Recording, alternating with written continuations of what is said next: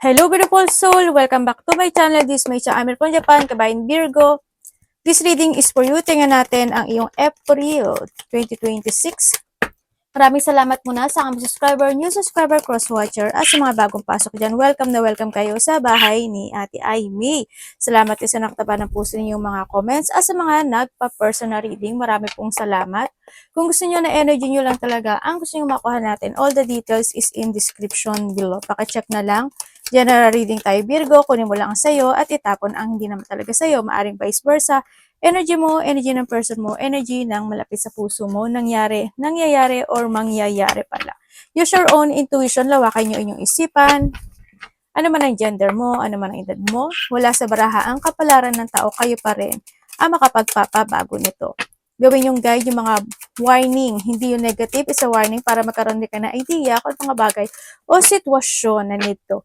Aware, idea, change of action, ma-actionan, o mga pwedeng maiwasan. Pero syempre, kung gusto mo talaga ng positive reading lang, gusto mong marinig, pasensya na po, baka hindi nyo magustuhan. Pero please try to analyze yung reading natin, Virgo, na maaring ito is makakatulong talaga sa'yo para magkaroon ka ng positive outcome. Dahil sa naririnig mo yung positive, tapos, hindi mo alam kung yun magiging outcome niya, di ba? Okay, Virgo. Meron kang bat.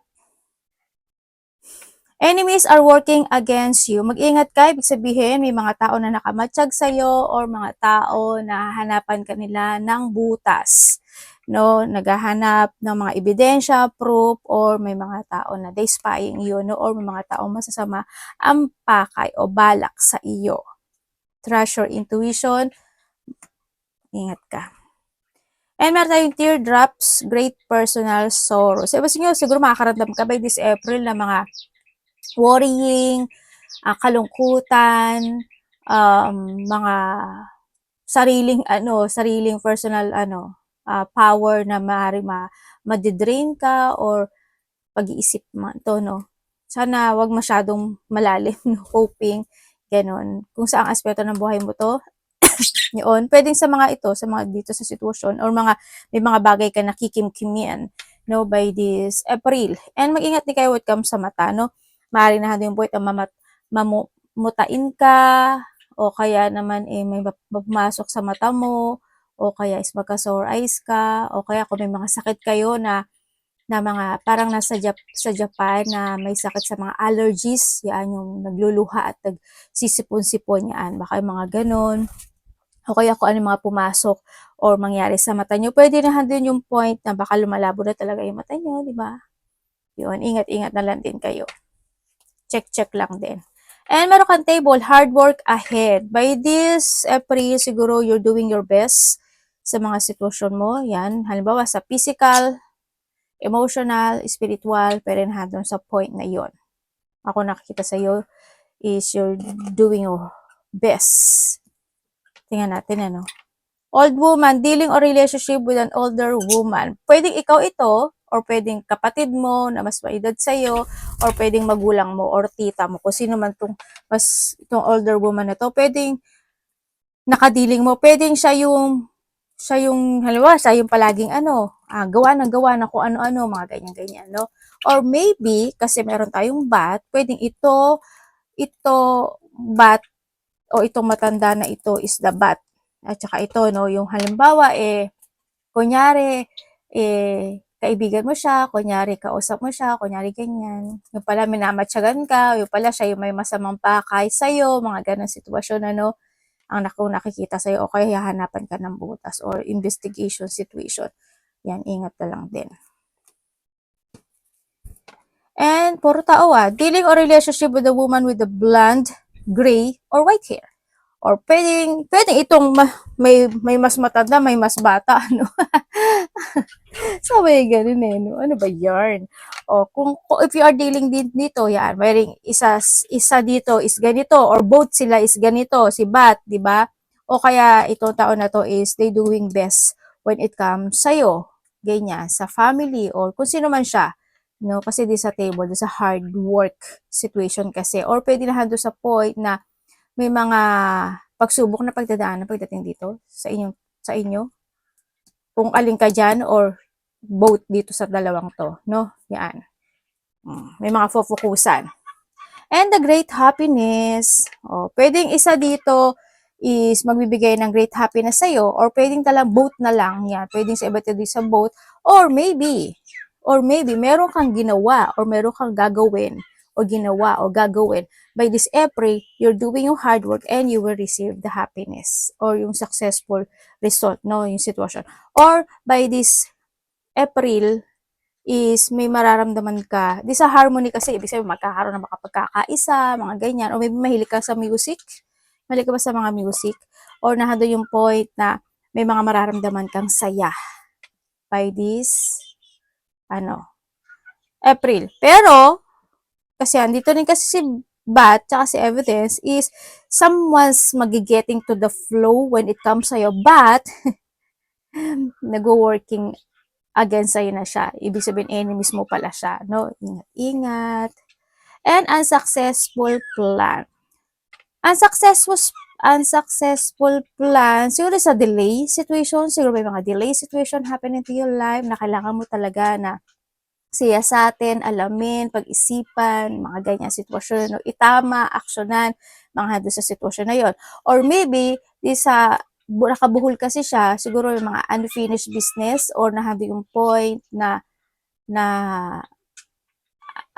mga tensyon na hindi na-resolbahan, kung ano, like I told, unfinished business nga, o kaya hando yung point na nakabuhol ka pa sa sitwasyon, yung mga sitwasyon na nakabuhol ka pa doon, no? Kaya naagiging unsuccessful siya. Kumbaga, hando yung point din na when it comes dito sa sitwasyon is, parang may mga sitwasyon sa iba sa inyo na you're not yet satisfied pa sa ganon, nandun pa sa iba sa ganon na nandun yung point na ibibigay mo talaga yung hard work mo doon sa sitwasyon para mas more kang masatisfied doon sa sitwasyon na yun. Yun, para mas more siya mag-success. Or you need,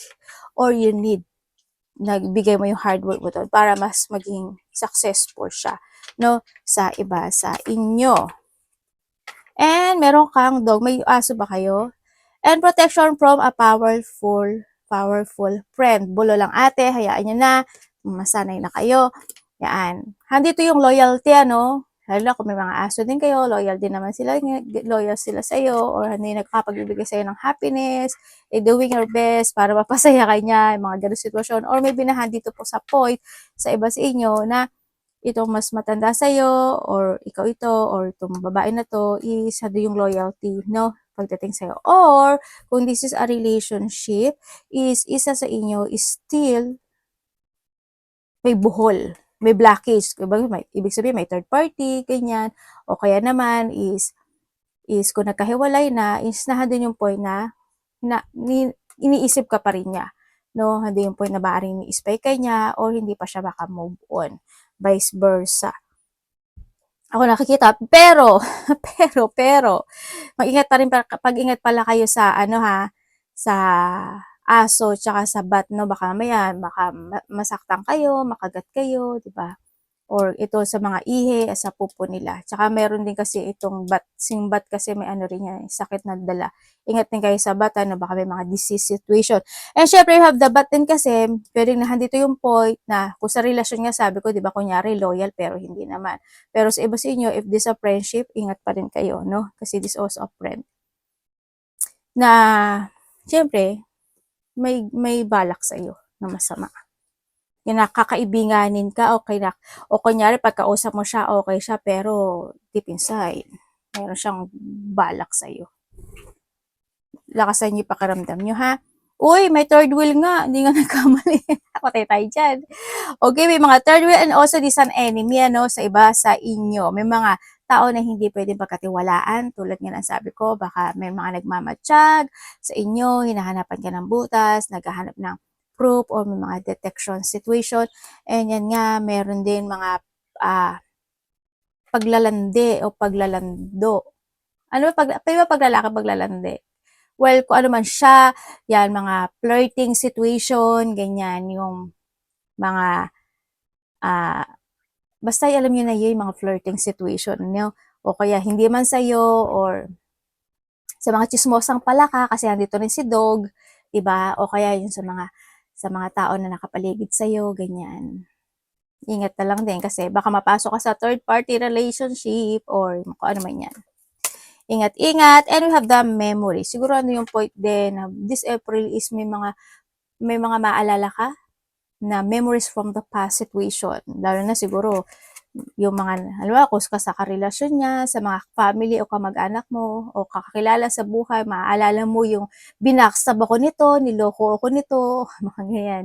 Yung mga ganun sitwasyon, or a good memories from the past, sa iba, sa inyo, magkakaroon mga remember situation, and also this sa communication, sa iba. Magkakaroon ng mga reunion or communication situation kung sino man siya, pwedeng sa fair woman, sa older woman, or someone who's connected sa'yo. Yan. May mga union and communication sa inyo. Kung the past yan, kasi nandito rin si Nak, di ba? And syempre, may marireceive ka daw. Gift, no? You will receive a gift, or maybe sa iba sa inyo is a promotion, o kaya naman, mga souvenir, or may pagtulong din siguro, may mga pagtulong situation, yan, maari may tutulungan ka kasi we have the great happiness din kasi, kasi dito rin si hard work, maari may mga tao na hihingi talaga sa'yo ng tulong, ganyan, o kaya is may tutulungan ka, ganyan. Kung sino man sa buhay mo, pwedeng dito sa babae ng bata na to, o dito sa older woman, mga ganun. O hihingi siya sa iyo ng tulong, or ikaw ang hihingi ng tulong, or kusang tutulong ka, o makaka-receive ka, ganyan. And syempre, there's a sweetheart. May buntis ba sa parte ng buhay mo? Ikaw or someone is connected sa'yo, pwedeng itong mas batang tao na to, buntis, or someone. Tapos yung third party pala ang buntis, naloko na. Hindi, joke. Oh, basta iba dito may buntis, may unconditional love, at meron dito bill love. Ibig sabihin, someone's giving you love talaga, o magbibigay ka na pagmamahal sa isang tao kasi may great happiness. Baka may mga celebration coming sa iba sa inyo. And we have the angels numbers. Baka nakakita ka ng mga 999, yan, lesson to learn. Andiyan na yung point na yun. Magkakaroon ng mga fresh start and clarity in some aspect of your life, and kung maka-connected sa yung mga number na to, 1551, or nakakita ka ng 9999. Hold your vision, manifestation, abundance, money, dreams, vision, and prosperity. Yan, dito pala, dito si hard work, si table, ibig sabihin, merong ihahain sa'yo si universe na sitwasyon na maaring ginagawa mo na ngayon, dapat mo ipagpapatuloy mo talaga siya by this April. This is a beginning kasi, and changes happen, and the completion and balancing. Yan, may mga manifestation siguro. Focus on the good and maintain your concentration on the outcome you desire. Ibig sabihin, may ginagawa ka lang, ha? So, iba dito may gagawin ka pa lang, ha? So, iba sa inyo may ginagawa ka na. It's time to put your faith and time into your ideas and pursue your goal with all your might. You have such a beautiful, courageous, and brave spirit. Brave ka naman talaga, Virgo, eh. Brave ka talaga. As in. Actually, Virgo is the balancing na tao, yan. Dependable, very grounded, yung mga ganang sitwasyon mo. As in, kayo, ma-analyze din kasi talaga kayo, no? Very good, ibig sabihin is, mabivision mo na, or you visioning something into your life by this April, nandun sa point, or nandun ka talaga sa point, may bibigay mo yung hard work mo to success. Ganyan. Ipagpapatuloy mo yung ginagawa mo. Or may mga darating na, ibibigyan mo talaga ng focusing. Energy ni Virgo. Energy po ni Virgo.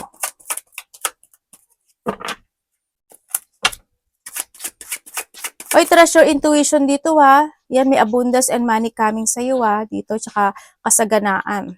May manifestation ka na darating dito. As in, kasi di sa completion, eh. May parating na, may magtatapos. At may magsisimula. Sorry, yung trot ka, ha. Energy ni Virgo.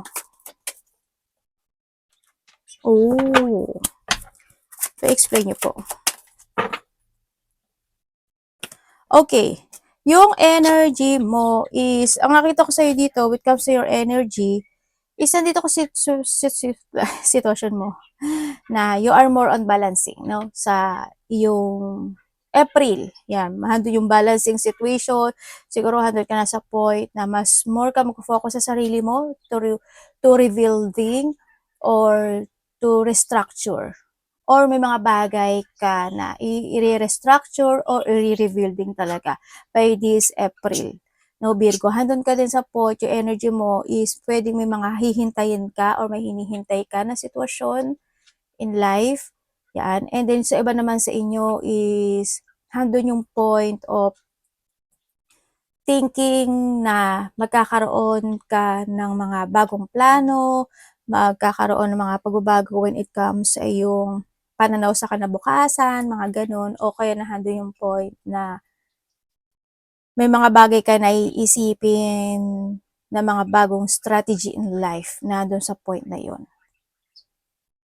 Or nandun yung iba sa inyo is siguro mas more kang mas more kang magiging kasi it's more on you want kasi ng pagkakaisa. Parang you want to, teka lang, may nag-ano sa sa lalamunan ko, you want to be calm lang kasi. Siguro this April is more on calmness. Calm talaga siya. As in calm yung situation mo by this April.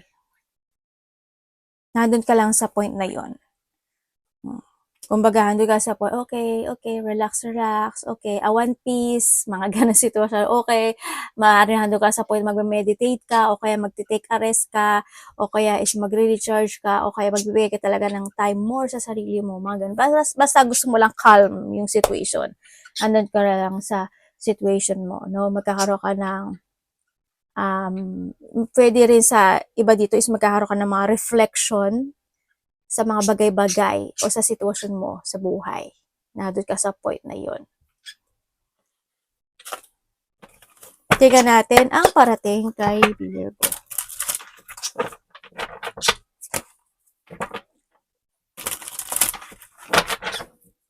Siguro handun din yung point dito with comes your energy. Siguro magbibigay ka ng time more sa mga taong nagbibigay sa iyo ng halaga, ganyan. Parating kay Virgo.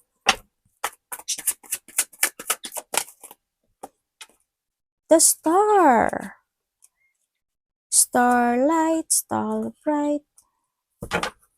Universe, ano po yung star na parating kay Virgo?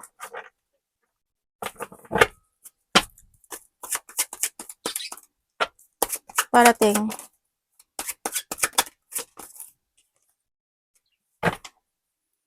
Okay. Oh. Okay, thank you. Okay. When it comes sa parating sa iyo, yung parating sa iyo, magkakaroon, meron ka ikakagulat, ikakashock, o ikabibigla na isang sitwasyon sa buhay mo na hindi mo inaasahan. Ate, good ba siya? Yes, it's good. Para ano yung point of achievement. Merong goal ka na ma-achieve. Or, basta goal siya eh. Goal siya. Siguro inaasahan mo to o inaasam. Mando sa point na yon. Yun na nakikita ko. Magkakaroon ng mga clarity in some aspect of your life. So, iba sa inyo naman is magkakaroon ng within the 4 days. 4 ba? Teka lang. Oo, 4. 4 days man siya, 4 minutes, 4 hours, 4 days, 4 weeks, or 4 months. Pwedeng nahado sa point na yun. Pero iba kasi dito is pumapalo siya. Pumapalo? Ano yan, metro ate? Pumapalo siya ng 16. Hindi ko alam kung 16 days or 16 months, something. Mga ganun. Ako nakikita dito.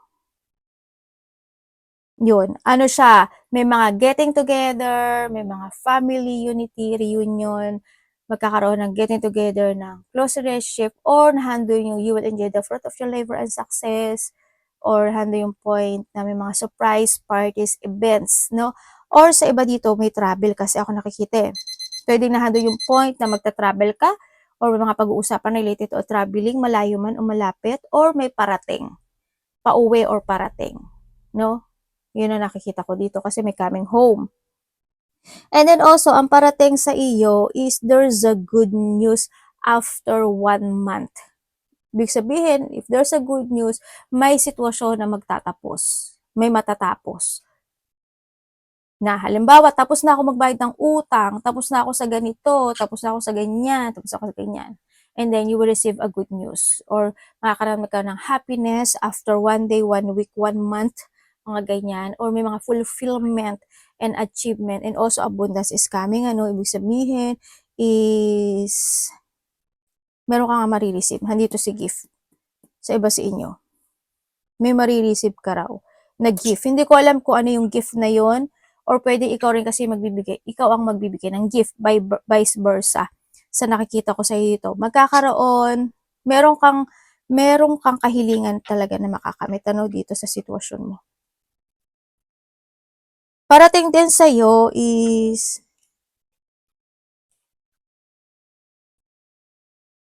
hindi paghihintay ng isang sitwasyon na mangyayari ang isang himala. May himala ka? Virgo? May mangyayari daw sa yung himala. Hindi man sa'yo, sa family mo, kasi may family ako nakikita. Pero may himalang magaganap sa sitwasyon mo. Congrats ha! Oy, bless ka, day. Your blessing. Iba dito may pinaplano. Nagpaplano ba kayo na magpagawa ng bahay, building, apartment? Yung nga, parang there's a plan situation ako nakikita sa iyo.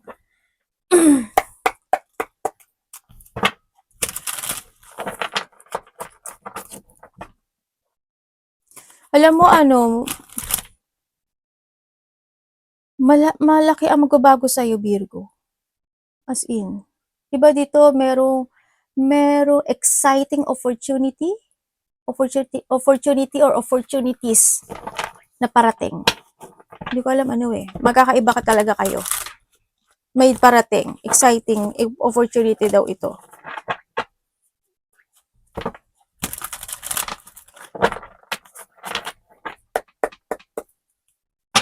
Lagi kayo nananaginip. Tingnan natin ang iyong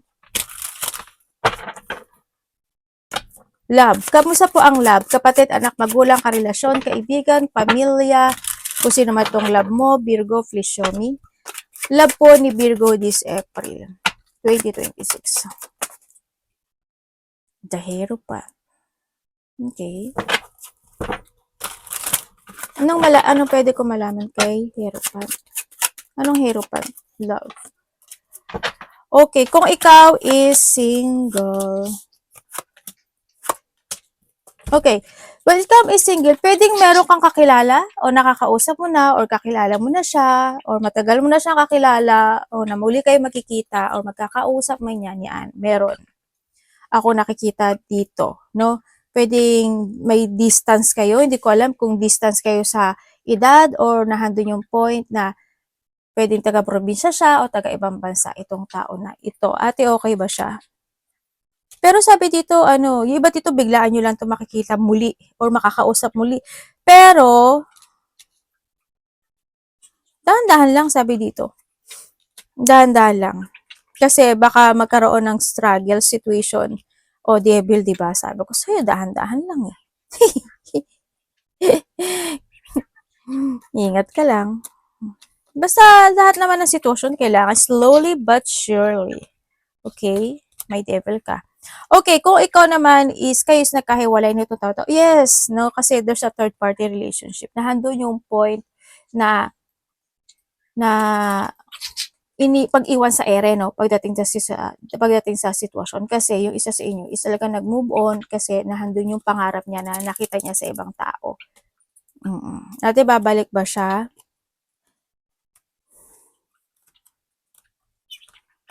Biglaan na kayo nagkahiwalay nito. Pero naalala ka nito eh. Kasi naalala ka nito. Kung sino man yung sinamahan nito, na palagi silang nag-aaway.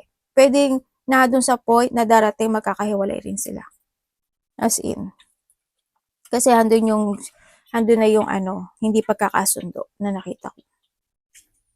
Pwede rin kasi na isa doon sa isa na yung karelasyon mo or kung nagkahiwalay talaga kayo, ano, o nagkasama nagkahiwalay kasi baka sarili at sakin mo yung tao na yun, no?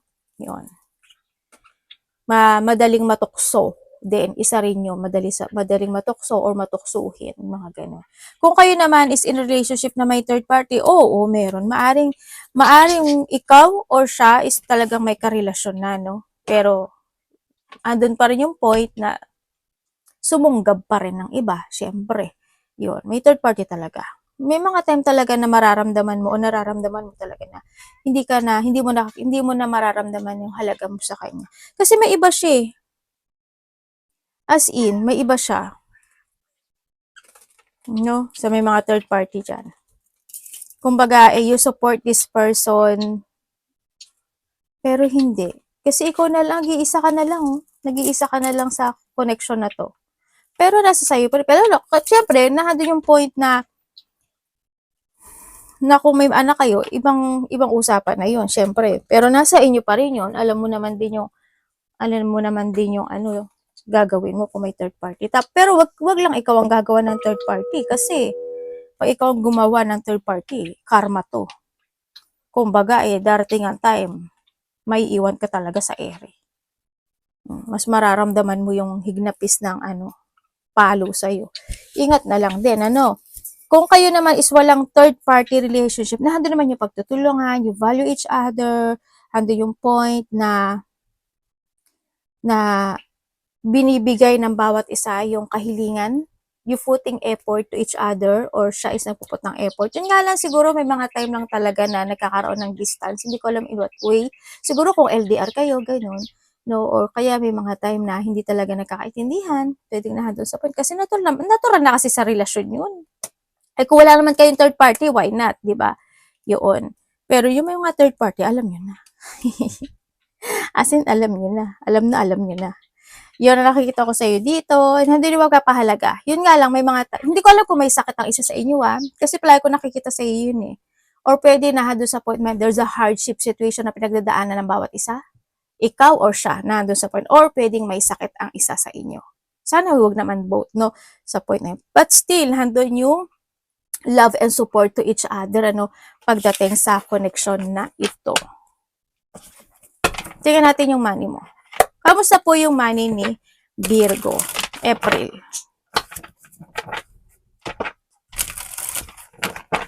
Money po ni Virgo this April, universe. Money. To show me. Ano pwede kong malaman?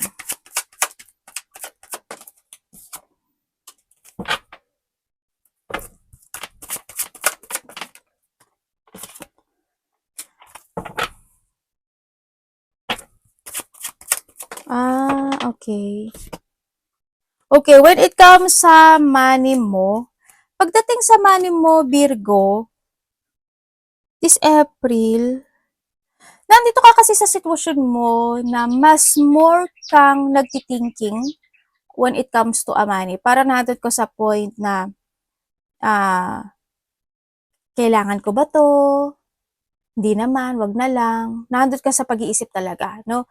Hindi ka go ng go, o kaya hindi ka yung, ay, pag nagustuhan ko to, ito. Hindi ka gano'n, no? Kaya magiging more on gano'n ka rin sa sitwasyon mo by this April, sa nakikita ko sa'yo dito. And then may sinasabi dito na may hihingi ng tulong or hihingi ng suporta pagdating sa'yo sa pera. Or susuportahan mo siya pagdating sa pera. Or sa iba naman sa inyo is may tao na magbibigay sa'yo. Hindi siya ganun kalaki. Hindi ko alam kung blessing or pera or bayad utang. Hindi ko alam kung ano yun eh. But may parating, no? Na pera sa iba sa inyo. Siguro sapat, parang nandun sa point na yun. Yun na nakikita ko sa iba sa inyo ha. By this April. Pwedeng may tao naman, yun nga, nagkakaroon. Siguro yung tao na yun, because of the frustration or hirap na nararamdaman niya, is hingi siya ng tulong or hingi siya ng suporta pagdating sa'yo na connected ang pera. Na doon sa point na yun. No? Sa iba is may parating. Hindi siya ganun kalaki.